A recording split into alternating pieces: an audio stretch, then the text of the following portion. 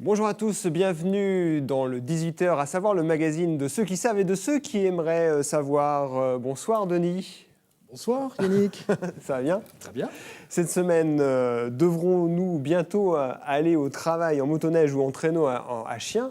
C'est ce qu'on va voir avec votre invité Denis, c'est bien ça? Notre invité qui s'appelle Marie Elliott. On parlera avec vous tout à l'heure. Vous faites un métier déjà passionnant qui est paléoclimatologue. Vous nous expliquerez tout à l'heure de quoi il s'agit et des enjeux de la compréhension du climat du passé pour bien comprendre le climat à venir. Mais tout d'abord, quelques brèves. C'est l'actu des sciences et on commence par un projet de supercalculateur conçu à Nantes. Un projet mis en place par l'École centrale de Nantes, autour notamment de Thierry Coupez. L'Institut de calcul intensif vient tout juste d'être créé. Quand on utilise des logiciels de simulation dans l'industrie, il faut des puissances phénoménales, bien souvent. L'une des solutions, c'est de mettre en réseau des ordinateurs, en l'occurrence plus de 10 000 ordinateurs, qui vont travailler ensemble, notamment pour mieux comprendre le rendement ou améliorer le rendement des projets éoliens, par exemple, ou prédire la dispersion des polluants dans les villes. Ce supercalculateur sera l'un des plus puissants en France. Alors une question à présent, si on utilise les courants marins pour produire de l'électricité? Et c'est la question posée dans le 5e numéro de Enquête d'innovation, un magazine produit par l'Université de Nantes, dont on ne vous a pas encore parlé aujourd'hui, mais un magazine que je vous conseille. Il a été créé, il est disponible sur la Web TV de l'université. Guillaume Mézières rencontre cette fois-ci des scientifiques de l'Institut de recherche en énergie électrique et l'IRENA, qui travaillent notamment avec Alstom à la conception d'une hydrolienne innovante, Hydrol 44. Une émission donc à voir en ce moment sur la Web TV. À voir sur cette Web TV. Pour la première fois, on ouvre, c'est une première, attention, on ouvre la rubrique nécrologique. Un peu botanique quand même. RIP, repose en paix, cèdre bleu de l'Atlas, du square de Prinquio. C'est votre hommage en fait, Denis, ce mon soir hommage, pour le cèdre bleu. Et puis c'est un peu mon voisin, parce que voilà, c'était l'arbre de mon quartier, mais c'est un des arbres remarquables de Nantes. Il a été coupé la semaine dernière par le service d'arboriculture de la ville. On recevait d'ailleurs son responsable sur notre plateau, Rémi Salvador. Alors évidemment, il n'a pas été coupé pour n'importe quelle raison. Il était malade, ce cèdre, des champignons lignivores commençaient à attaquer ses racines et qui donc l'empêchaient de se nourrir. Voilà, il n'y avait plus qu'une branche verte sur cet arbre. Et d'ailleurs, un petit exercice, Yannick, vous allez voir peut-être les cernes de croissance sur cet arbre. Je vous demande de compter ces cernes. Il y en a beaucoup trop. Il y en a beaucoup trop, il y en a 180 exactement. D'accord. J'en avais compté 178. Le service des espaces verts me dit qu'il y en a 180, donc il avait 180 ans quand on a coupé. Il a été planté donc peu après 1834. Et une petite précision pour les habitués de ce parc, l'odeur qu'on sent n'est pas celle d'un produit chimique qu'on a mis pour tuer la racine, c'est l'odeur du cèdre qui est assez forte. Voilà. D'accord. Et les cernes de croissance, on vient d'en parler, c'est aussi votre spécialité, Marie Elliott. Vous allez nous expliquer tout ça dans quelques instants, justement. Donc Marie Elliott, vous êtes paléo, climatologue, vous travaillez au laboratoire de planétologie et de géodynamique de l'Université de Nantes. Un climatologue, on voit assez bien ce que c'est. Un paléoclimatologue, il va falloir nous expliquer. Donc un paléoclimatologue cherche à comprendre et à reconstruire les climats du passé. Notre climat, il évolue de façon naturelle entre des périodes chaudes et des périodes froides. Et sur différentes échelles de temps, sur des millions d'années, on va évoluer par exemple d'un climat plutôt froid vers un climat plutôt chaud. Et ce qu'on se pose comme question, c'est pourquoi? Pourquoi notre Terre a évolué de façon naturelle, sans l'action de l'homme, entre ces deux modes de variation d'état climatique. Donc, ça, c'est de la théorie. Dans la pratique, comment vous faites? Il n'y avait pas de thermomètre, il y a même 200 ans. Ouais. Comment on fait aujourd'hui pour comprendre quel était le climat il y a 1000 ans, ou peut-être 500 millions d'années? Alors, pour reconstruire les climats du passé, on fait appel à des archives climatiques. Alors, il y en a différents types. Souvent, les gens ont bien entendu parler, par exemple, des dépôts de glace. On fait des carottes de glace et voilà. On peut retrouver des petites bulles d'air dans ces carottes de glace et à partir de ces bulles d'air, savoir quelle était la composition de l'atmosphère en CO2. D'autres vont chercher dans les enregistrements marins, on va prendre des carottes de sédiments pour le coup, et là on va chercher des micro-organismes qui vivent dans les sédiments et qui sont morts et qui ont enregistré les conditions de température dans lesquelles ils ont vécu dans le passé. Donc c'est un autre proxy. Et finalement, il y a un autre proxy que moi j'utilise qui sont les... méthode, en voilà. Fait. C'est la vôtre, c'est votre méthode? Alors, c'est la mienne, on est quelques-uns quand même à l'utiliser, mais c'est quelque chose que j'ai développé depuis une dizaine d'années avec mes collègues, mes étudiants, et des postdocs avec qui je travaille, et qui fait appel à l'utilisation de bivalves géants. C'est des bénitiers. Voilà, ce qu'on appelle couramment des bénitiers. Ouais. Voilà. Celui-ci a été coupé en deux pour bien qu'on voit la tranche, et notamment... Comme on le voyait tout à l'heure d'ailleurs sur l'image de l'arbre, Oui. des cernes de croissance sur ces coquillages. Carrément. Donc on voit des cernes de croissance. Donc je ne sais pas si les auditeurs pourront le voir, mais on en voit dans cette zone ici. On voit une succession de bandes claires et sombres. Et donc chaque succession de bandes claires et sombres, c'est une année de croissance. On va mieux le voir sur des images que vous nous avez transmises, puisque vous avez photographié en très gros plan donc ces cernes. Voilà. Un peu à l'image de cernes des arbres quand elles sont très espacées, c'est-à-dire que les conditions climatiques étaient favorables à une croissance forte. C'est le cas ici. Un bénitier comme celui-ci, il a quel âge? Celui-ci est un petit, il a une vingtaine d'années. Il est tout jeune. Il est tout jeune. Donc on a déjà 20 ans d'archives ici. Et On a déjà 20 ans d'archives climatiques ici. voilà, on a un archive de 20 ans. Alors celui-ci a été collectionné en 1980 dans la Grande Barrière récifale. Alors, il faut savoir qu'aujourd'hui, ce sont des espèces qui sont protégées parce que... On les trouve où? Parce que On les pas sur notre littoral, en tout cas. Non, on ne les trouve pas ici, on les trouve que dans les zones chaudes, dans les zones tropicales. Donc, on les retrouve dans les récifs coralliens, la plupart du temps.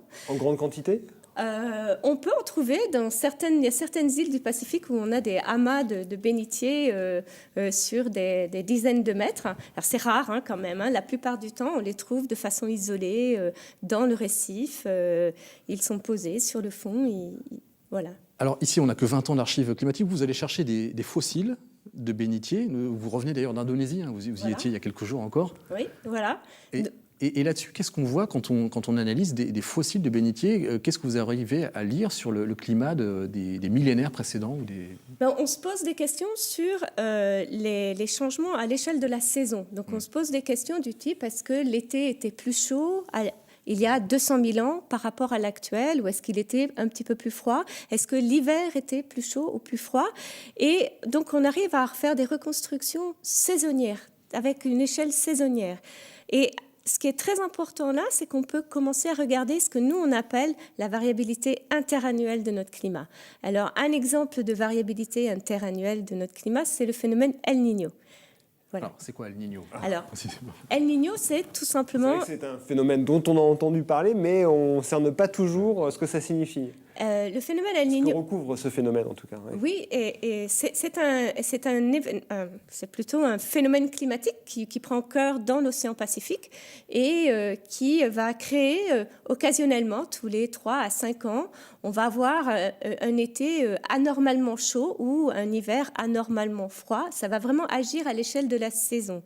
Alors, ce qui est important avec le phénomène El Niño, c'est que ça agit dans des zones qui sont particulièrement peuplées et ça va avoir des conséquences socio-économiques très importantes sur ces zones. Et notamment sur la côte est de l'Amérique du Sud. Tout à fait. Notamment sur la pêche. Ouais. Un autre phénomène qui a trait au courant océanique et au climat, c'est le Gulf Stream, qui a une importance extrême. On n'a pas conscience à quel point c'est important pour l'Europe. On va le voir sur ces images, c'est-à-dire que les courants chauds viennent réchauffer l'Europe, alors qu'on est à peu près à la même latitude que le Québec qui connaît des hivers rigoureux. Nous, on a un climat plutôt doux. Grâce au Gulf Stream. Grâce au Gulf Stream. Ce courant-là, il est fragile, paraît-il.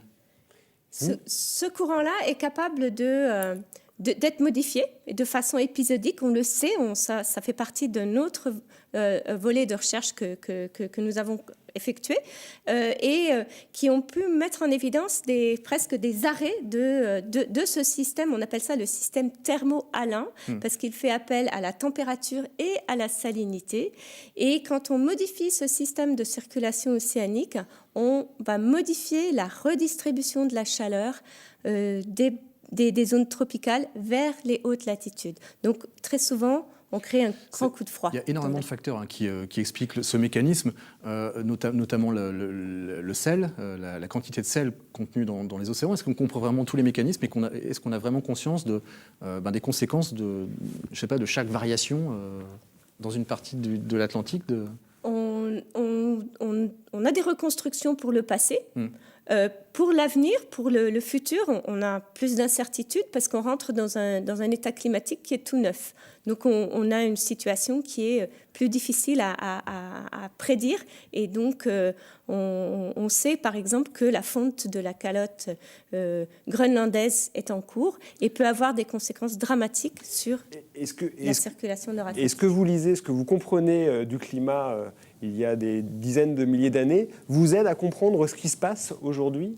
Tout à fait. Complètement. Il y a des corrélations qui peuvent se faire. Ça nous aide à comprendre les mécanismes de changement climatique. Ça nous aide à comprendre le système climatique. Ça nous aide pas précisément à mieux prédire. La prédiction, elle se fait par une interaction très étroite entre des paléoclimatologues comme moi-même, des climatologues et des gens qui travaillent avec des modèles du climat qui, eux, vont pouvoir prédire. Voilà. Vous avez d'ailleurs vous avez été l'héroïne d'un film, on va le dire comme ça. C'est Dennis Quaid qui a joué votre rôle. Ça s'appelait Le jour d'après en 2004. Et Dennis Quaid était un paléoclimatologue précisément qui allait carotter dans la calotte glaciaire. Ouais. Lui aussi a vu une sorte de phénomène fulgurant, c'est-à-dire que subitement comme ça, on passait d'un climat normal à un climat glaciaire. Alors, est-ce qu'en quelques semaines, on peut voir les images qu'on voit, c'est-à-dire une vague de froid qui s'abat sur l'hémisphère nord? Est-ce que c'est crédible, une rapidité comme ça, le changement climatique? La rapidité avec laquelle le film a été produit... Vous l'avez vu, en tout cas, le film. Oui, vous l'avez vu? Je l'ai vu. Et la rapidité des événements n'est pas réaliste, c'est très clair. Hein. Oui. Vous nous rassurez. Exactement. Mais le processus s'est produit, mais sur des centaines d'années, plusieurs centaines d'années. Il y a eu des grands coups de froid qui ont affecté tout l'hémisphère nord, les États-Unis, Groenland. Certains événements récents, cependant, surprennent les scientifiques, notamment la rapidité avec laquelle la calotte glaciaire du Groenland fond. Est-ce que le fait que ces événements s'enchaînent à un rythme qu'on n'avait pas prévu laisse augurer d'autres surprises dans les années qui viennent? Oui, très certainement. On observe la Terre de plus en plus par tous les moyens, les calottes de glace, la circulation océanique. On essaye de prédire au mieux, mais c'est sûr, on aura des surprises. Mais c'est difficile de pointer lesquelles. Oui. Avec des images impressionnantes, comme on voit ici, c'est des blocs, des icebergs qui se détachent de la calotte glaciaire du Groenland. Oui. Ça a été tourné il y a très peu de temps par James Balog pour son film Chasing Ice. Oui. On va peut-être poursuivre. Juste une petite dernière question sur l'impact humain sur le climat. Est-ce que ce que vous découvrez dans le climat du passé vous permet de dire aujourd'hui effectivement l'impact humain sur les modifications du climat aujourd'hui est réel? C'est notre faute, quoi. Voilà. Ça, c'est prouvé. Il suffit d'aller sur les résultats du GIEC. On appelle ça le IPCC en anglais. Il y a énormément de chercheurs qui travaillent sur cette question. Et si on utilise les différents facteurs qui forcent notre climat de façon naturelle, et qu'on essaye de reconstruire l'augmentation de la température actuelle, on ne peut pas. Le modèle climatique n'arrive pas à reproduire le réchauffement. En revanche, si on fait une addition des facteurs naturels des changements climatiques plus le CO2 qui est d'origine anthropogénique, là, on arrive à reconstruire l'augmentation de température actuelle. Donc ça, c'est très clair que le CO2 qui est émis par l'activité humaine joue un rôle dans l'augmentation de la température actuelle.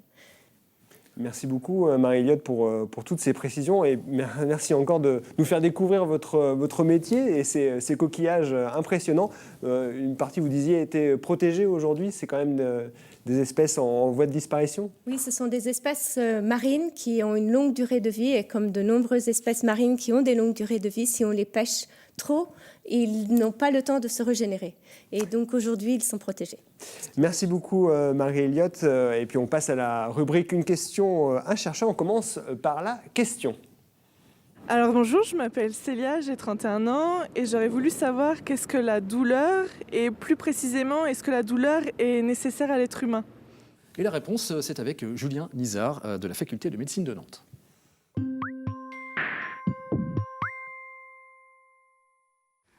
C'est une grande et belle question. Alors, la douleur, il y a une définition qui date de 1978, qui est consensuelle.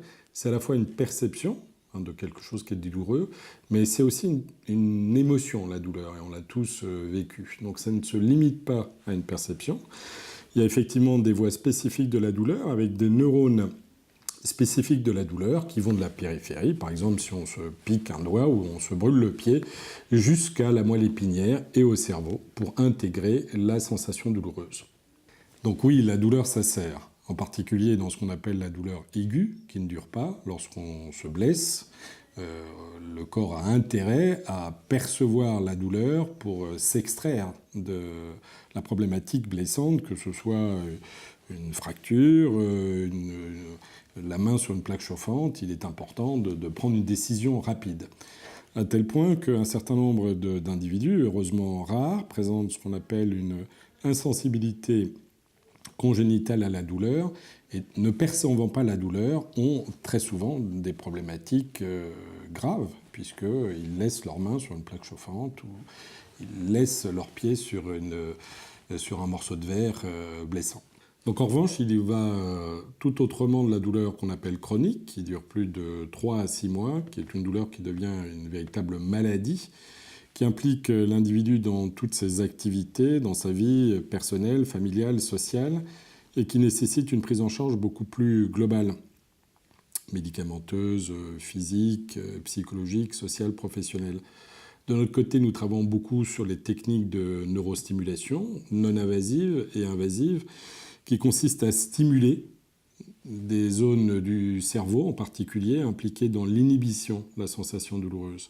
Mais dans tous les cas, ces techniques, qui sont des techniques de pointe, doivent être intégrées dans un plan de soins beaucoup plus large, qui implique la participation active de l'individu. Ça, c'est très important.